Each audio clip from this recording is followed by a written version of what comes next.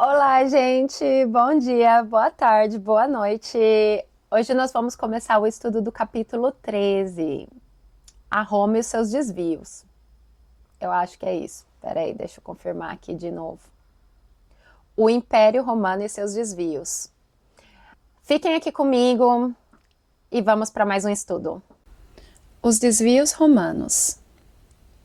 Reportando-nos ainda as conquistas romanas, antes da chegada do Senhor para as primeiras floração do cristianismo, devemos lembrar o esforço despendido pelas entidades espirituais, juntos das autoridades organizadoras e conservadoras da República, no sentido de orientar-se a atividade geral para um grande movimento de fraternidade e de união de todos os povos do planeta. Os pensadores que hoje sonham a criação dos Estados Unidos do mundo, sem os movimentos odiosos das guerras fratricidas, podem sondar os desígnios do plano invisível naquela época. A Grécia havia perscrutado, na medida do possível, todos os problemas transcendentes da vida. Nas suas lutas expiatórias, transferira suas experiências e conhecimentos para a família romana, então apta para as grandes tarefas do Estado. A força de educação e de amor poderia esta última unificar a bandeira do orbe, criando um novo roteiro à evolução coletiva e estabelecendo as linhas paralelas do progresso físico e moral da humanidade terrestre. Todos os esforços foram despendidos nesse particular pelos emissários do plano invisível. E a prova desse grandioso projeto de trabalho unitário é que a obra do Império Romano foi das mais primorosas em matéria educativa, com vistas à organização das nacionalidades modernas. O próprio instinto democrático da Inglaterra e da França, bem como as suas elevadas obras de socialização, ainda representam frutos da missão educativa do Império no seio da humanidade. O caminho dos romanos ficou juncado de semente e de luzes para o porvir. Hoje eu fiz algumas anotações para não sair do foco. Então, nesse primeiro trecho, o que o Emmanuel quer ressaltar? Ele quer ressaltar o trabalho da espiritualidade, não só das pessoas desencarnadas, mas como das pessoas que vieram encarnadas no desenvolvimento da sociedade romana. Isso foi muito importante, porque as pessoas encarnadas vieram como líderes e, ouvindo a sua intuição, eles desenvolveram uma cultura que até então era pacífica. A família romana, ela era muito bem vista. Ela não era perfeita, mas ela tinha muito potencial. Ela trabalhava com a moral. Ela acreditava em vários deuses, mas ainda acreditava na reencarnação. Tinham tido muitas influências de Atenas. Eles tinham montado a República Democrática. E essa república, gente, é um passo muito importante no nosso desenvolvimento como sociedade. Porque há votos. As pessoas de toda a população, as pessoas que representavam o povo também tinham voz. A gente pode ver o exemplo dessa história até hoje. Na nossa sociedade, nós temos democracia, nós temos república, nós temos a República Democrática e esse é um grande passo evolutivo para qualquer planeta, para qualquer sociedade.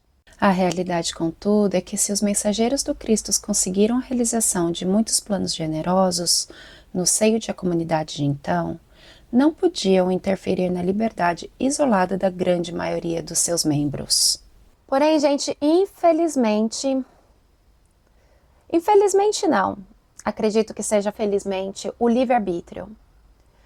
Os espíritos, eles não podem interferir no nosso livre-arbítrio. E foi através do nosso livre-arbítrio que nós destruímos Roma. E muito dos seus potenciais. Os abusos da autoridade e do poder. Em breve, os abusos da autoridade e do poder embriagavam as cidades valorosas. Toda a sede do governo parecia invadida por uma alavanca de forças perversoras.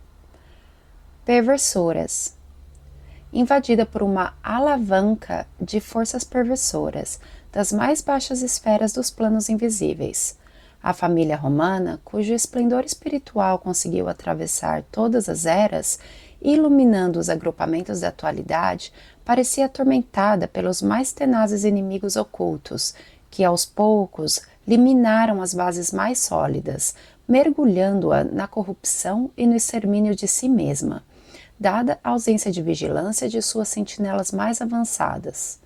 Denso nevoeiro obscurecia todas as consciências, e a sociedade alegre e honesta, rica de sentimentos enobrecedores, foi pasto de crimes humilhantes, de tragédias lúgubres e miserandos assassínios.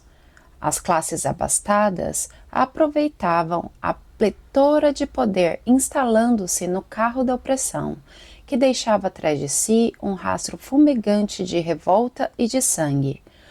Os Gracos, filhos da veneranda Cornélia, são quase os derradeiros traços de uma época caracterizada pela administração energética, mas equânime, cheia de honestidade, de sabedoria e de justiça.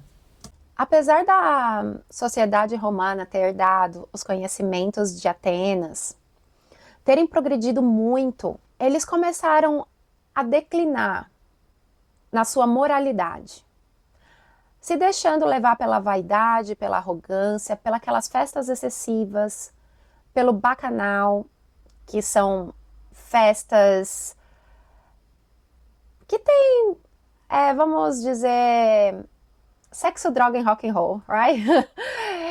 E querendo expandir, escravizando os outros povos, cobrando taxa dos outros povos, favorecendo uns, desfavorecendo outros, matando, violentando famílias. Esse foi o caminho que Roma escolheu, que Roma estava escolhendo seguir. Outro fato importante da história, gente, que eu coloquei aqui rapidinho, é sobre os irmãos Gracos. Os irmãos Gracos eram 2 irmãos, Tibério e Caio. Eles faziam parte de Roma na época da República. Eles participavam do tribunos da plebe. Ficaram muito conhecidos por suas tentativas de realizar reformas sociais e agrárias, em benefício do mais pobre em Roma. O que eles sugeriram? Eles sugeriram a reforma agrária. Eles queriam que todos os cidadãos que tivessem excessos de terra, que eles distribuíssem para as pessoas que não tinham terra.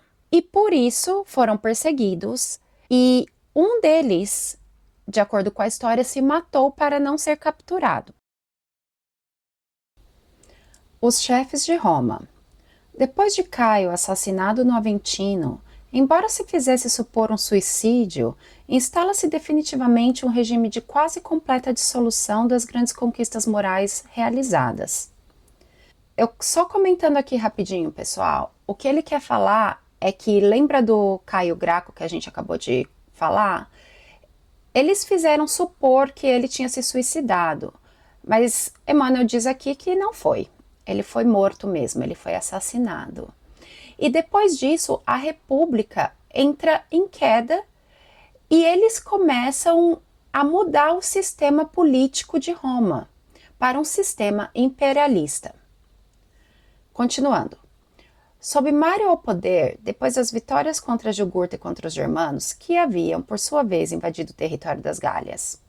Mas o antagonismo sociais levam Sila ao poder, travando-se lutas cruentas como vésperas escuras de sangrentas derrocadas. Em seguida, surgem Pompeu e a Revolução da Catilina, muito conseguindo a prudência de Cícero em favor da segurança da cidade.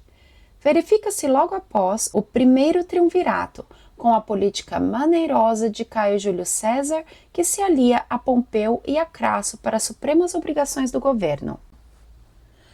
As citações históricas, todavia, desviaram os objetivos do nosso esforço. Nossa intenção é mostrar que o determinismo do mundo espiritual era o do amor, da solidariedade e do bem, mas os próprios homens, na esfera relativa das suas liberdades, modificaram esse determinismo superior no curso incessante da civilização. Os generais romanos podiam conquistar a ferro e fogo, desviando-se dos objetivos mais sagrados dos seus deveres e obrigações, levando os outros povos pela força das armas. os liames que somente deveriam utilizar com a sua cultura e experiência da vida.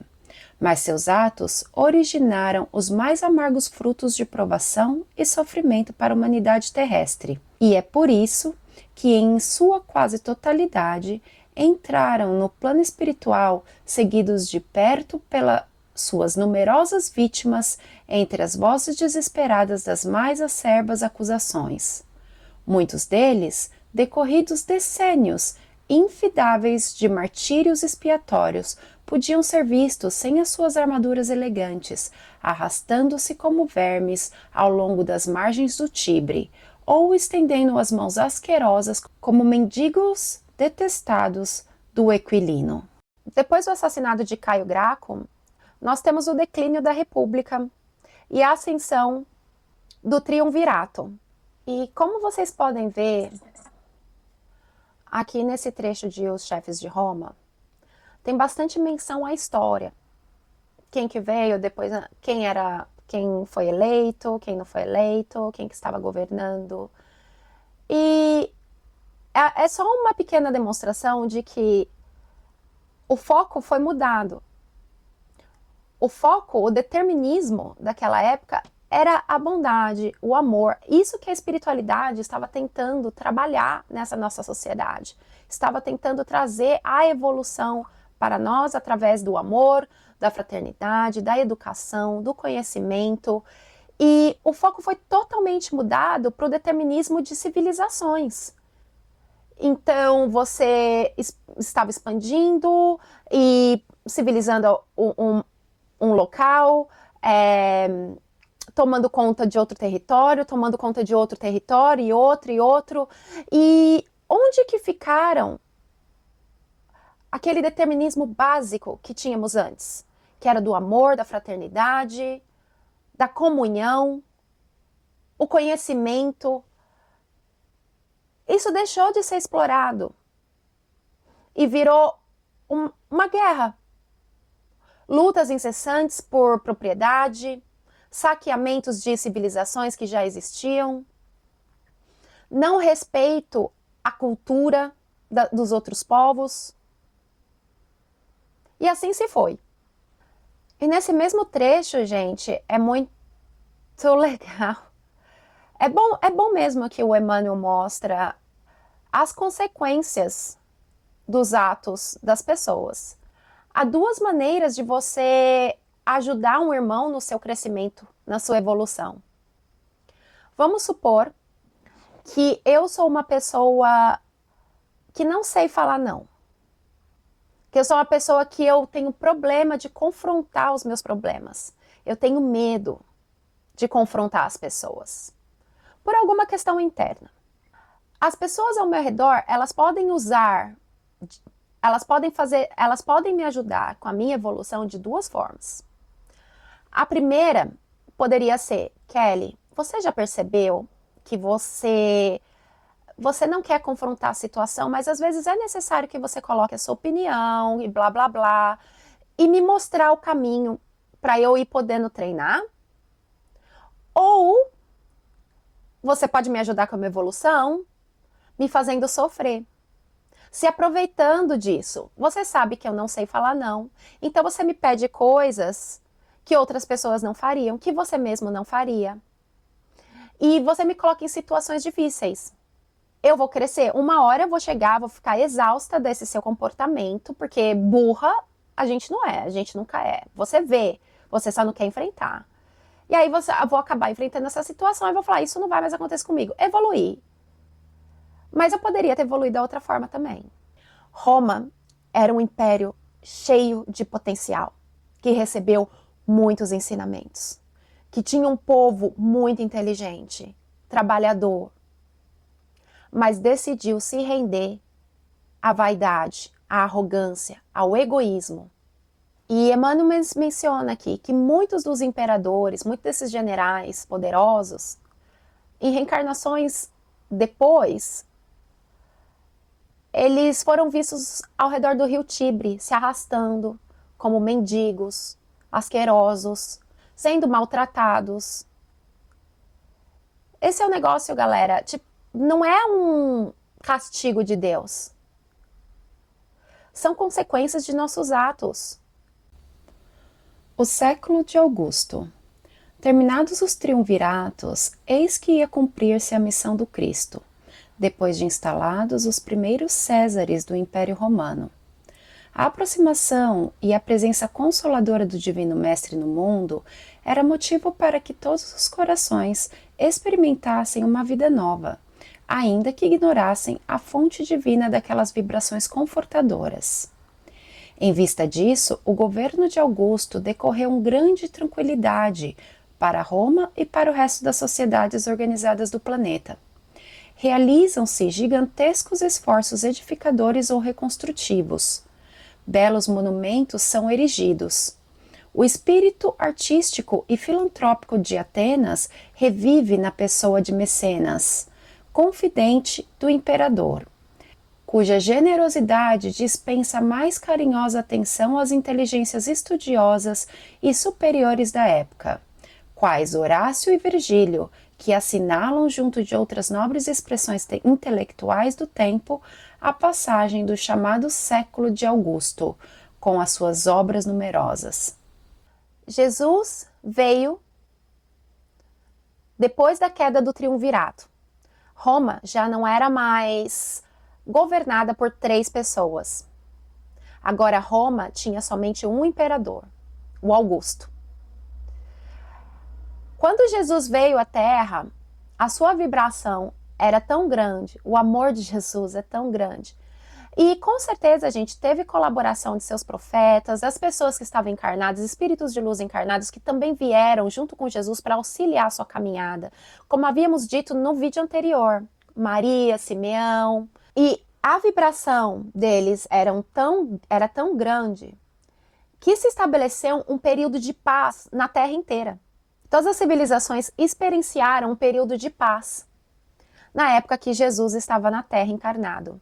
A época de paz teve fim com a crucificação de Jesus. Jesus foi crucificado por imposição do judaísmo. Como nas escrituras deles mesmos, eles não entenderam nosso mestre. E as suas atitudes, mais a indiferença de Pôncio Pilatos, que era o governador que representava o Império Romano ali na Judéia, Jesus foi morto. E as duas civilizações pagaram muito caro pelas suas atitudes. Transição de uma época. Depois de Augusto, aparece a barra da história a personalidade disfarçada e cruel de Tibério, seu filho adotivo, que vê terminar a Era da Paz, de trabalho e concórdia com o regresso do Cordeiro às regiões sublimadas da luz. É nesse reinado que a Judéia leva a efeito a tragédia de Gólgota, realizando sinistramente as mais remotas profecias. Não obstante o seu compassivo e desvelado amor, o Divino Mestre é submetido aos martírios da cruz por imposição do judaísmo, que lhe não compreendeu o amor e a humildade. Roma colabora no doloroso acontecimento com a indiferença fria de Pôncio Pilatos, retornando aos seus fetins e aos seus prazeres como se desconhecesse as finalidades mais nobres da vida. Seguindo a mesma estrada escura de Tibério, Calígula inaugura um período longo de sombras, de massacres e de incêndios, de devastação e de sangue. De volta ao nosso mapinha, eu só quero mostrar para vocês aonde as coisas estavam acontecendo. Ali em cima nós temos Roma, lembra? Ali perto da Grécia nós temos Roma. E ali embaixo nós temos Israel, e aonde nós tínhamos a Galileia também, a região da Galileia, do Mar da Galileia. E por que Roma, tão longe, teve influência na morte de Cristo ali na Galileia? Agora eu estou mostrando para vocês um outro mapinha antigo que mostra a região naquela época. Tudo isso aí em laranja era um Império Romano. E olha ali, ó, a nossa segunda setinha mostrando Jerusalém. Foi ali naquela região que Cristo nasceu e que estava sob domínio do Império Romano. O governador ali da região da Judéia era Pôncio Pilatos, representando o Império Romano. Provações coletivas dos judeus e dos romanos. Os seguidores humildes do Nazareno iniciam nas regiões da Palestina as suas predicações e ensinamentos. Raros apóstolos sabiam da missão sublimada daquela doutrina sacrossanta que mandava fazer o bem pelo mal e instituía o perdão aos próprios inimigos. De perto, seguem-lhes atividades os emissários solícitos do Senhor, preparando os caminhos da revolução ideológica do Evangelho.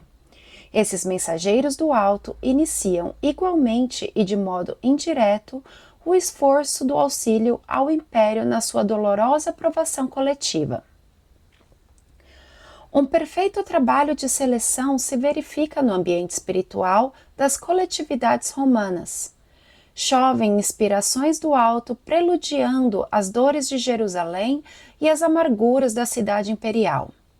Vaticínios sinistros pesam sobre todos os espíritos rebeldes e culpados. E a verdade é que, depois de cerco de Jerusalém, quando Tito destruiu a cidade, arrasando-lhe o templo famoso e dispersando para sempre os israelitas, viu o orgulhoso vencedor mudar-se o curso das dores para a sociedade do império, atormentada pelas tempestades de fogo e cinza que arrasaram Estábias, Herculano e Pompeia, destruindo milhares de vidas florescentes e desequilibrando a existência romana para sempre. Gente, eu não sei se vocês lerem há 2000 anos, outro livro de Emmanuel, é muito legal e ocorreu nessa época que Jesus encarnou aqui na Terra. Naquele livro ele fala dos cristãos que continuaram a caminhada de Jesus depois de sua morte, que se encontravam às escondidas para espalhar as boas novas para outras pessoas. Faziam reuniões, continuavam com a palavra, espalhando o amor, a fraternidade para as pessoas. E essas pessoas que representavam Cristo, eles eram perseguidos pelos romanos. E uma das formas que os romanos tinham de matar essas pessoas para mostrar exemplo era jogando eles nas arenas, para eles serem comidos por leões, naquela política do pão e circo. Para você ver, às vezes a gente fala, é castigo de Deus? Não é castigo de Deus, gente. Quando nós fazemos algo dessa forma, nós imprimimos na nossa aura, no nosso campo espiritual, essa mancha. A nossa consciência, depois que a gente desencarna, ela expande.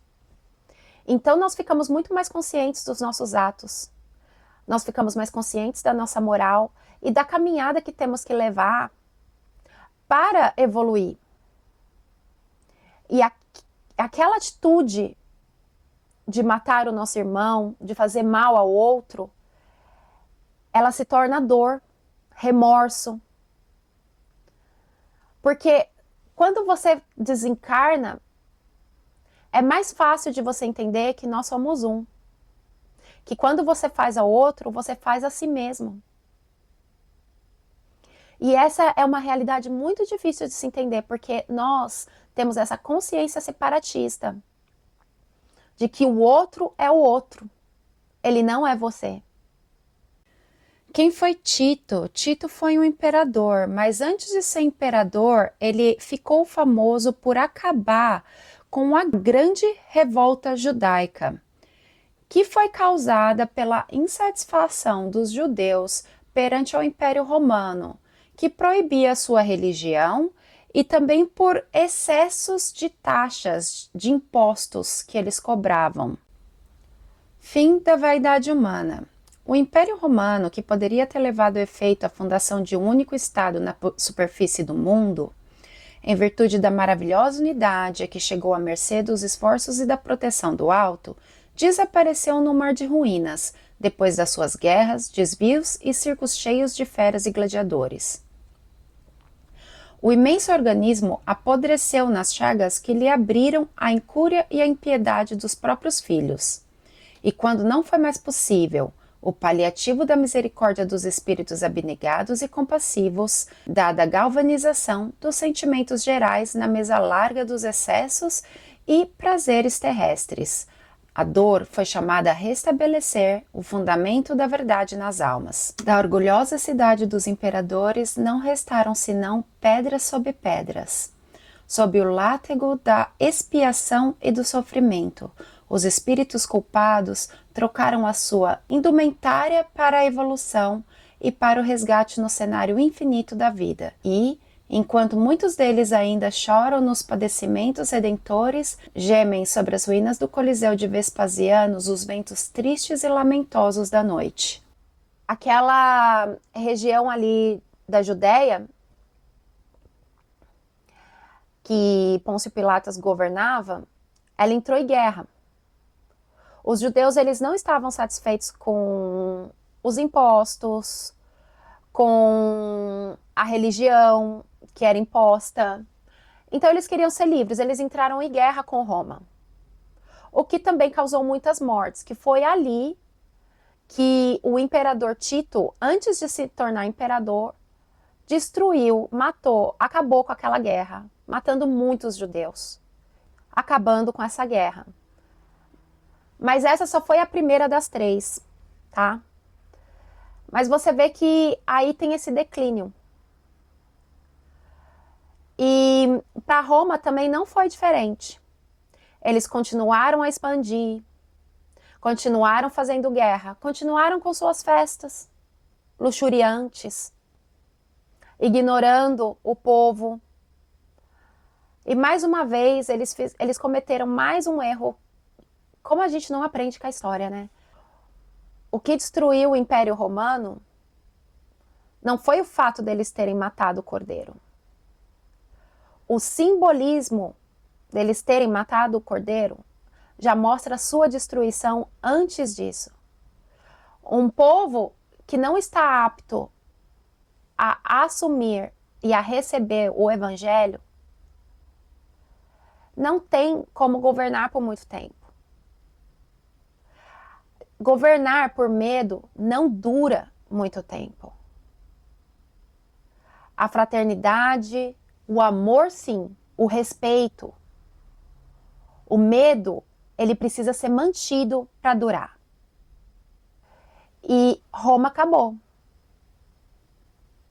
Foi destruída, arruinada, chegou ao seu declínio. Bom, galerinha, esse foi o estudo de hoje. Estudar isso aqui está sendo maravilhoso. E ouvir isso, não... Às vezes a gente pensa, isso é Roma, tá longe de mim. 2 coisas. Primeiro, que você poderia estar lá, e você tá aqui agora. E segunda coisa, isso mostra como a história é importante. E mostra a dificuldade do ser humano de trazer a história para sua realidade. Nós cometemos os mesmos erros. De novo, e de novo, e de novo. Nós vimos as consequências e nós aprendemos tão devagar.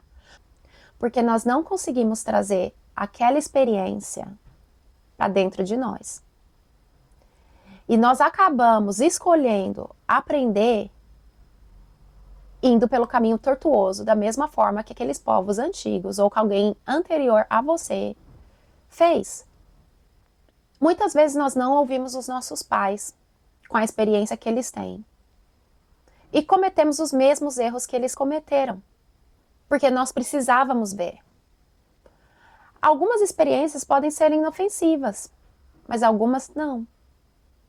Elas podem deixar marcas, podem deixar chagas. Então, gente, Deus nos deu 2 ouvidos e uma boca. Vamos ouvir mais, refletir mais e tentar aplicar toda a sabedoria de todas as pessoas, de história, de situações, dentro de nós mesmos. Se tornem luz. Essa é a melhor maneira da gente evoluir e não cometer os erros do passado de novo. Trabalhem vocês mesmos. Tragam esses ensinamentos para dentro do seu coração, apliquem no seu dia a dia. Porque dessa forma você servirá de exemplo Todas as pessoas do seu redor, elas sentirão essa vibração, esse seu amor que está crescendo. Elas vão começar a trabalhar nelas também. E as pessoas ao redor delas trabalharão também. E é dessa forma que nós aumentaremos a vibração da Terra, assim como Jesus fez quando ele veio. Tá bom? Não se entreguem ao medo.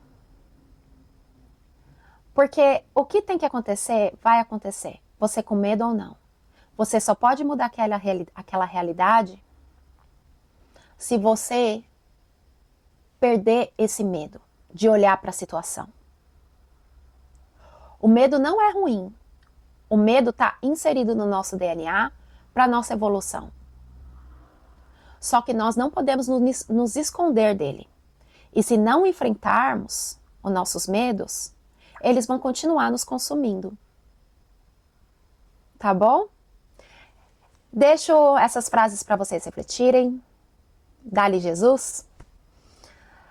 Aprendemos com ele todos os dias um pouquinho mais e apliquemos na nossa vida. Tenha uma ótima semana. Amo vocês.